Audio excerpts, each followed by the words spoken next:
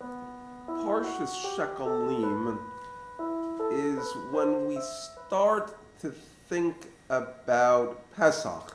It occurs on Shabbos Mavorchim for the month of Adar. It comes out at 6 weeks before Pesach that you're making the announcement to give donate a half a shekel. Now that's the reason it's called Shabbos Shekelim, on the announcement for the collection of a half a shekel. It's actually of biblical origin, but the real source is the first Mishnah in Masechta Shekelim, where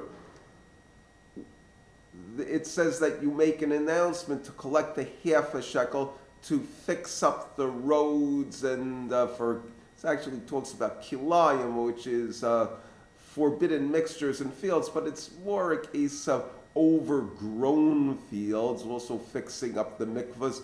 It's generally an idea of fixing up public facilities in anticipation for people who are traveling to Jerusalem for Passover, to observe the holiday, to bring the Passover sacrifice at the Temple Mount.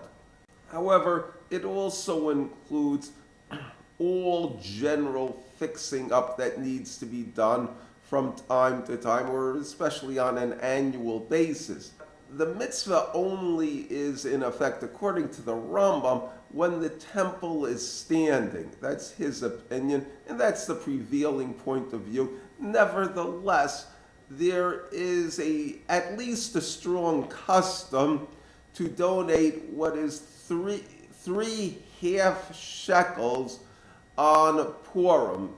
And what you'll see in shuls is our bowls with the names of different charitable organizations, and a person will be encouraged to put in 3 half shekels in Israel, which is it's an actual coin, half a shekel. The denomination of the state of Israel is a shekel. The mitzvah is the idea of half of whatever the denomination is in the country that you're living. There is also the idea of remembering the actual shekel that was used in the time of Moshe Rabbeinu, which was silver. So if you could give something that is in the form of silver, half shekels in silver, that's even better. So what people will do is you'll have somebody who will put 3 half dollars, the silver half dollars, into the bowl. And what a person will do is exchange a shekel and a half for those 3 silver shekels, and then donate those shekels. The maftir, the Torah, shall we say, the Torah reading that's after the weekly parsha, is the one from Kitisa, where Hakadosh Baruch Hu tells Moshe Rabbeinu to have how to take a census of the Jewish people. Now, this census is to be done by having all men over 20 give a half shekel, and then you count up the total, and you've got the number of men over 20, and that's considered the population. And it's called a kapara, to atone for the Jewish people. It's often translated as a ransom, and it's the idea seems to be that when you have a time of counting, that you're taking a national examination. It's a reevaluation of the country to see how well you're doing, whether it's good or for bad. And it could be negative. Now, in the case of Moshe Rabbeinu, the population of the Jewish people, when he basically started as their leader, was 603,550. Then after they refused to go into the land of Israel, they're in the desert for another 40 years. And then when they're ready to go into the land of Israel again, a census is taken. This time it's 601,730. In other words, it declined by 1,820. So the idea is that something was not right. And the idea is that when you're doing a census, it always recalls things of this nature. So as a result, if the way the census is taken, especially if it's done in a modest way, is in the form of donations, you're forced to focus on the donation as well as the census, so it averts any negative judgments on the population, or at least lessens them, because at least they're donating money to the temple.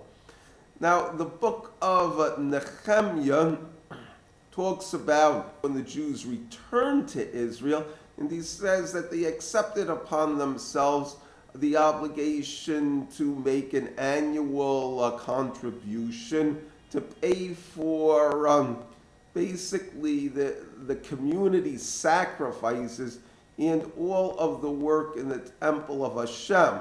Now, this is similar also to what's the Haftorah for the Parsha, where you have King Yehoiada, who takes the money from the census and takes the money from the collection boxes in the temple, and he uses it for Bedek Habayit, for fixing up the temple building itself, its walls and that type of thing. These are all the sources for what the money is used for. And the idea that it's used for the physical buildings lends itself to the idea that it's for community services, not simply for sacrifices. Now, the idea of the sacrifices is also important. The main sacrifices are a carbon ola, where it's an entire burnt offering, and that's the idea of a person showing his total dedication to religion, learning religion, living according to its precepts. A lot of them are also zavachim, which, shall we say, literally means to dine. It's for a dinner in which you're going to celebrate something of religion. Well, could be something of religious importance, or it could just be anything good that happened to you, but you're giving thanks to God. It's an expression of joy. That's the important thing. So what you have with the contribution is basically an aspect of civic pride. You're fixing up the town, and you're doing it in a very dedicated way, and you're doing it very happily. So as a result of this, any rebuke of the nation is removed or lessened, because you see how the good deeds that a person is doing. And the idea of the half a shekel as opposed to a full shekel is that half of something is an aspect of modesty. You know, something complete is always better than something that's partial. A full loaf of bread is better than a half a loaf of bread, just the fact that it's complete. So as a result, the donation of the half a shekel is also teaching us that when we do things that are for community service, or for things that are dedication, or fulfilling religious precepts, that all of these things should be done in a modest way as well. Thank you.